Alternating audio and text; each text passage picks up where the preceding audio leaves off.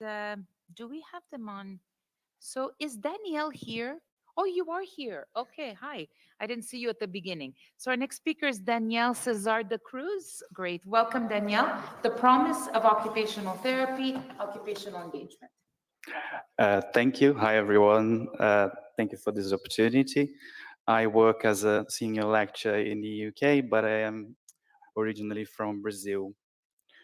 So this presentation will start by in the 1968 when in the Eleanor Clark's legal lecture, Facilitating Growth and Development, the Promise of Occupational Therapy, Lela Lawrence affirmed on several premises that occupational therapy could facilitate growth experiences.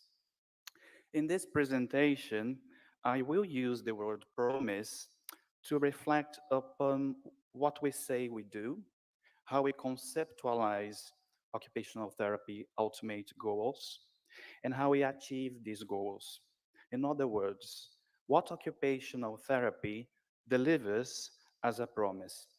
If engagement is a promise, we need to understand what we are promising, starting by defining its attributes.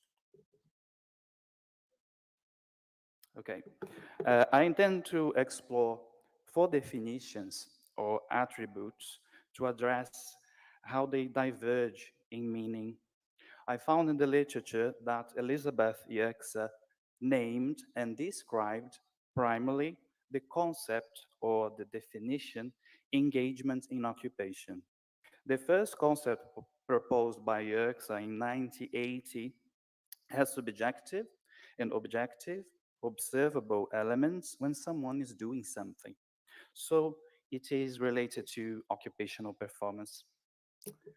A second description for analysis is the one formulated by Morris and Cox in 2017.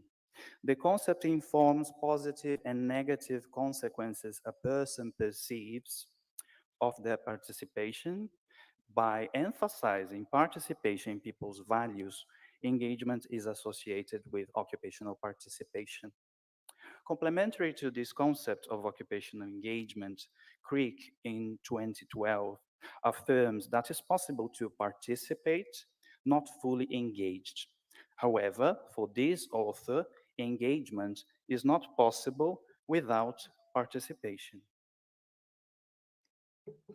A third different comprehension is identified in the study of Berhon Eklund in 2007. The phrase description associates occupational engagement as having occupational balance by rhythm of activity and rest, routines, pattern of occupations, and social interactions skills. So it comprises not only participation, but a continuum, suggesting that this concept, or let's say description, is not a moment of involvement with an occupation. The last and not least important is in the description of the Canadian model of occupational performance and engagement. In this sense, occupational engagement is beyond occupational performance, so a person can engage without performing. To summarize, figure 2 illustrates four different understandings of occupational engagement. One can argue, based on the analysis of figure 2, that descriptions 1 and 2 are the same. I understand this can vary across the theory. For example, in the model of human occupation, MOHO, participation is defined broadly as work, play, or activities of daily living. At the same time, performance are larger chunks of actions that make up a coherent undertaking in Kjellhofen 2008. These examples are someone cooking or someone playing the piano or paying a bill.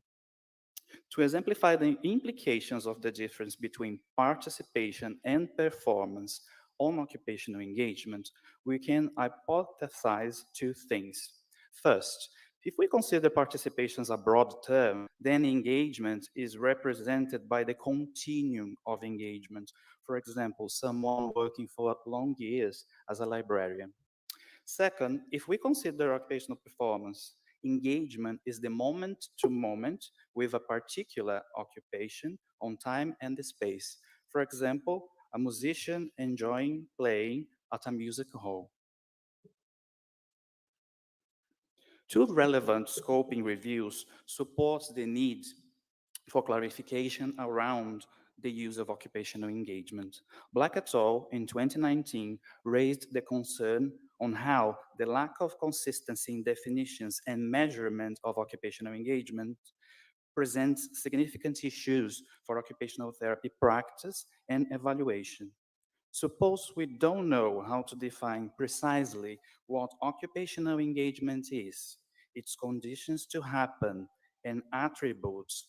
In that case, we probably will struggle to identify engagement issues to address into our intervention, to measure the levels of engagement, and the continuum across time. Kennedy and Davis in 2017 added that although occupational engagement has been considered as a core construct, the broad concepts and confused descriptions are problematic. They support that clarifying occupational engagement can help therapists to explicate the nature of their practice. Um, I'm going to run because I don't have much time. Currently, we have several studies bringing relevant information to understand occupational engagement.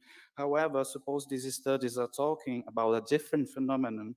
In that case, we will struggle to define, exemplify, demonstrate, evaluate, and facilitate what we promise as occupational engagement. To conclude, sorry, to conclude, the WFOT states that the mission of our profession is to promote health and well-being through occupations, supporting people's occupational engagement. By reading this concept, we reflect that if our primary goal is participation and we need to support or facilitate engagement, indeed this concept needs to be understood in depth to inform our practice, our evaluation, and outcomes on health and well-being. Do I have time? Okay.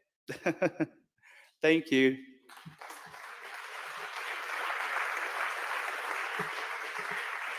I practice a lot, but I think today I got a little bit nervous. Sorry. You did great. That was very interesting. Thank you so much, Danielle. But we do have a minute for questions. Any questions from the audience, from the app? No, no, none from the app. Any from our audience on this important topic on engagement? Yes, please, at the microphone.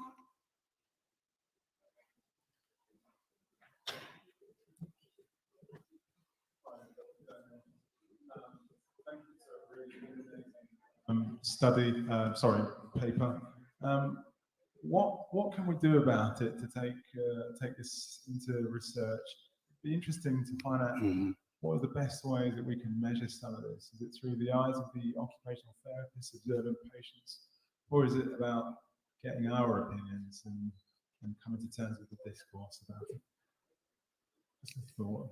What a great question. Do you have any thoughts? Yes, I have. This is a part of an integrative review, as you could see in the abstract of this program. And the idea is at least two different types of studies.